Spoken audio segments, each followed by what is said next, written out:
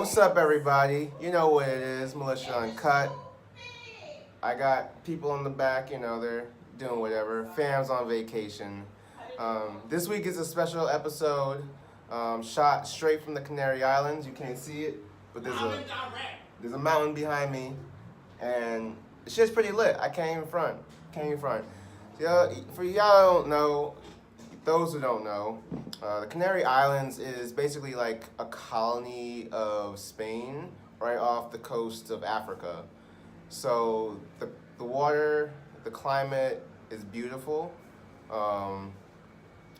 There's a volcano on the island, and the island's actually pretty lit. For those of you who don't know, B and C, D, and K are back in the States. Don't be mad at me. I know it's a little day late, but it's whatever, So that actually brings me to my first topic. I want to talk about when you are in a foreign country and just like etiquette, You basically want to just take full advantage of where you are and the sights that you're going to see. Whether that's going to the beach, whether that's trying new food, whether that's just talking to the local people in the native language, like all that is the combination of the experience of vacation and just learning a new culture, and it's fucking awesome. Bear with me, ladies and gentlemen. I'm not used to doing an episode by myself, but we're gonna push through. The first topic is taking advantage of a foreign country, and I like to go and say that, well, it's awesome, So, in terms of taking advantage, I want to say like 3 days ago, my brother was actually with us. Rest in peace. He left. He went back to the States, so it was just us. He was our translator. We went to a club Sunday night, and it was a reggaeton club, and we had fun. We had lots of shots of tequila, Trapitos tequila, Trapitos tequila, de la tequila of the tequila. You gotta work with what you got. And my Spanish comprehension it's not great, but it's getting better. And I'm speaking a little bit of Spanish, un poquito. Yo hablo español un poquito, a little bit. But yeah, back to what I was saying. This club, right? So taking advantage of most of it, It's all in Spanish. Everything's in Spanish. So that was fun. We rented mopeds. That's something I would fucking never do in the States. A little, little putt-putt, motorcycle, 125cc. I don't know what the conversion is in horsepower, but we rode those on the fucking highway here, which was scary as shit because you're going, I don't know, maybe like 60 kilometers an hour, which isn't fast. But when you see a truck going by you at, 120 kilometers an hour, that's just fucking scary. It's like, boom, oh, shit. That was insane. So that was something new. We also took these motorcycles or little putt-putt mopeds to the beach. And we rode around the mountain, and there's lots of mountains here, I'll tell you that. Since it is built on like a volcano, the volcano's like right in the center of the island. There's mountains everywhere. It's like hills, mountains, up, down, low. But the views are incredible. So the turns are tight. But yeah, that was just a fucking incredible experience. I highly recommend the Canaries for anyone looking for a vacation and want to go to a foreign country. It's the perfect mix of, foreign country while also being on vacation. And right now we're staying in the north of Tenerife. I would suggest going to the south because that's where all the clubs and tourist spots are. But the north is lit, as you can see. This is the Airbnb that we're staying at. This is the patio we're at. And you can see that this just opens up outside. And there, in the distance, you see the mountains and whatnot. And that landscape is pretty much throughout the entire island, The entire island is just mountains, up and down, up and down. Uh, so I had a blast. I'm having a blast. I'm out here living my best life, and y'all need to do the same. Now, Kay gave me some topics, and they're great topics for me. But however, since this is a special episode, I want to reserve those topics for a later date and maybe talk about something more relevant to my situation here. And I asked my sister, who is currently on vacation with me, I said, hey, sis, give me a topic to talk about. And you know what she said? Her words verbatim, foreign bitches. Women, foreign women, of course, you know. Where do I begin? Shit. Man, these Spanish women are something else. Goddamn. Yeah, I might move out here. I'm joking, but low-key, I'm not joking. Wow. It's like, okay. It's like if you took a regular white girl, put an accent, put a little tan, and put a little ass. Voila! Spanish girls. And it's like, woo. Even the girls like, woo.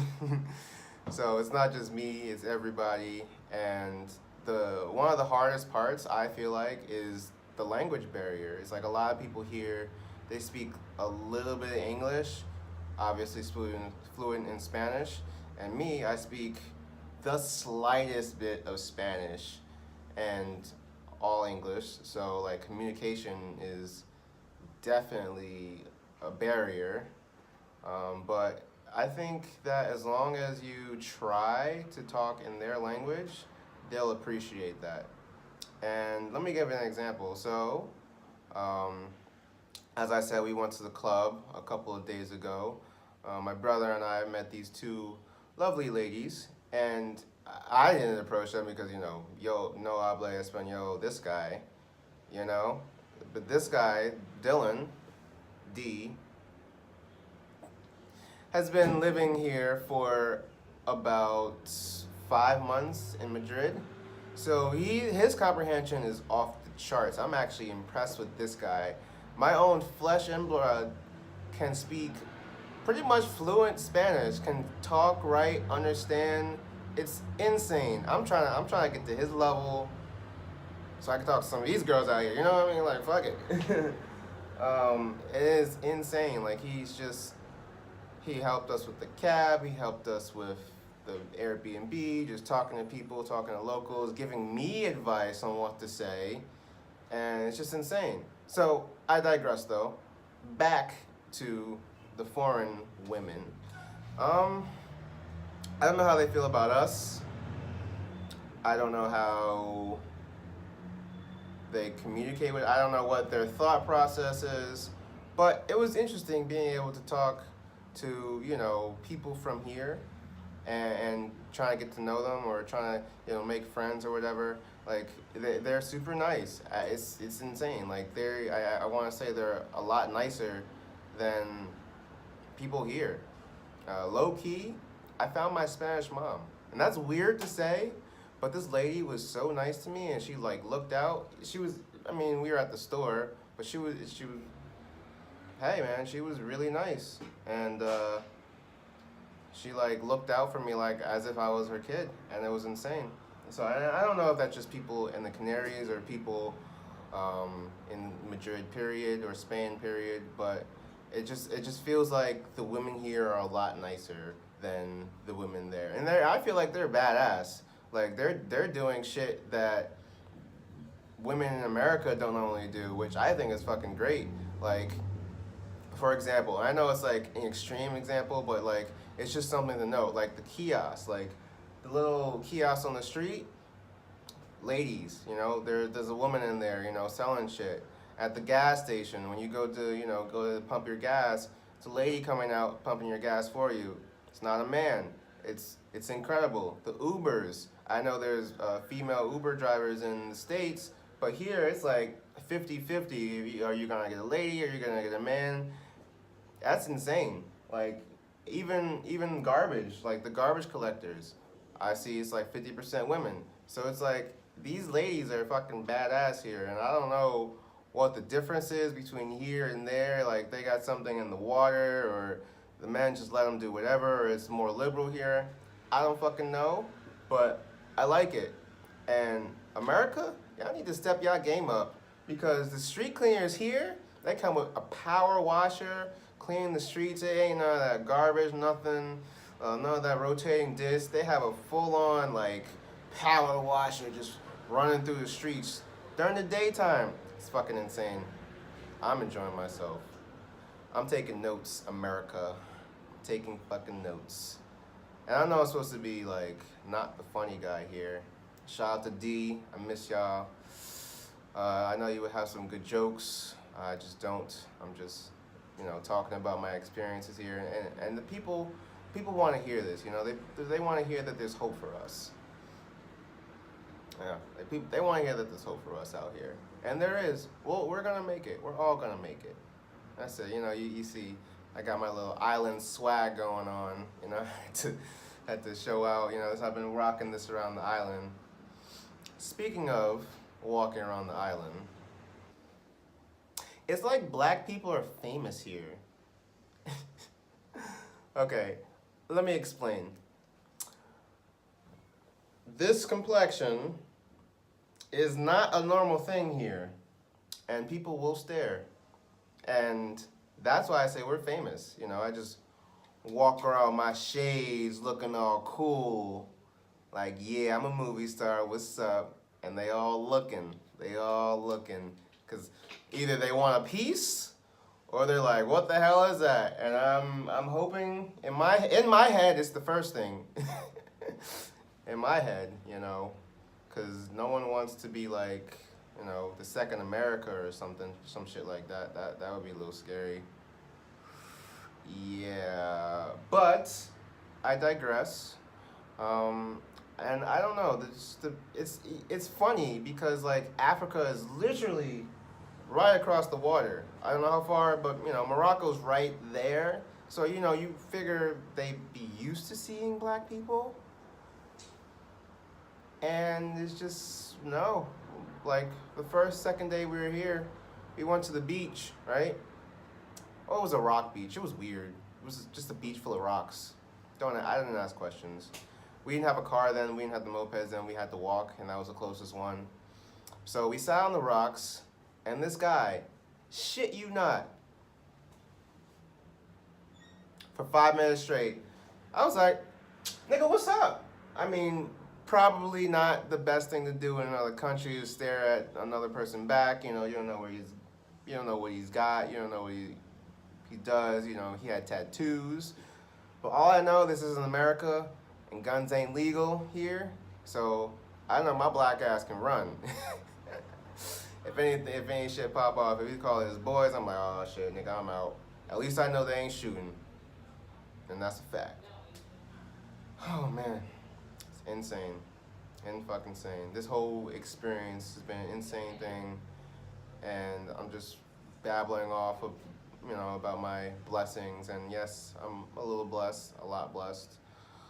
But this is goals right here. And I want to definitely come back, maybe buy a house out here when I get old, retire out here.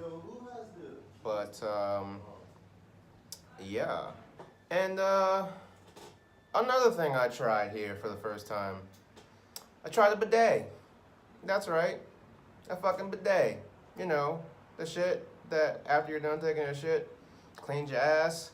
And I've never, in my life, had a clean ass like this after taking a shit. This shit is amazing. I don't know why we don't have these in America.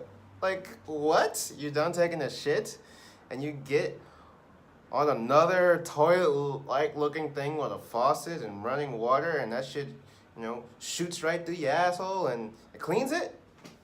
My nigga.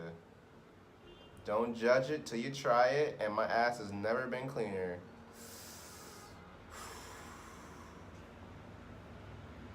I think I might need to go use that shit right now. Hold up. And we're back. We're back. Lastly, the last thing I really want to talk about as my last episode, and Kay kind of gave me this topic as well, and I want to put a little twist on it since it is my special episode, and he asked me what was the best night I had out. Okay, I've had a lot of good nights out. I can't necessarily choose one, so I'm gonna go with the best night out I had here, a key, right here. So last night I went to the south of Tenerife, which is like a 50-minute drive by myself to this beach club. And at the beach club, it was like you walk in, right, and it's like a balcony all around. And you got these white beach chairs everywhere. And don't ask me why I went by myself, first of all. No one wanted to take the drive with me. I'm not going to make motherfuckers go. Like I said, live your fucking life, you know? Do what you want to do. Live it how you want to do it. If you want to do something, do that shit. Don't let no one hold you back. I digress. So I went to this club. It was a R&B and hip hop scene. And this shit was fucking amazing. I don't know what it is here, but the places here don't get lit till about 1, 2 o'clock. And I met some friends there. I mean, yes, I went by myself, but I met some friends that I met here, there, which was super cool. And it was a great night. Like, I got to see, like, just people and just hanging out and, like, oh my God, this is one girl. She was fucking insane. Oh, this is hilarious. This is insane. Comes up to me and my friends, like, oh my God, you're the prettiest people here. I was like, thanks a lot. She's like, I like to come to the prettiest people wherever I'm staying, wherever club I'm at, and put my face in their boobs. What? I beg your pardon? She's like, yeah, I like to put my face in their boobs. You know what? I want you to pick one of the prettiest girls here, and I'm gonna walk up to her, I'm gonna put my face in her boobs. I was like, I beg your pardon? Excusez-moi? You want me to do what? She's like, come on now, just do it. She was, you know, from the UK, so she had that British accent. So I was like, well,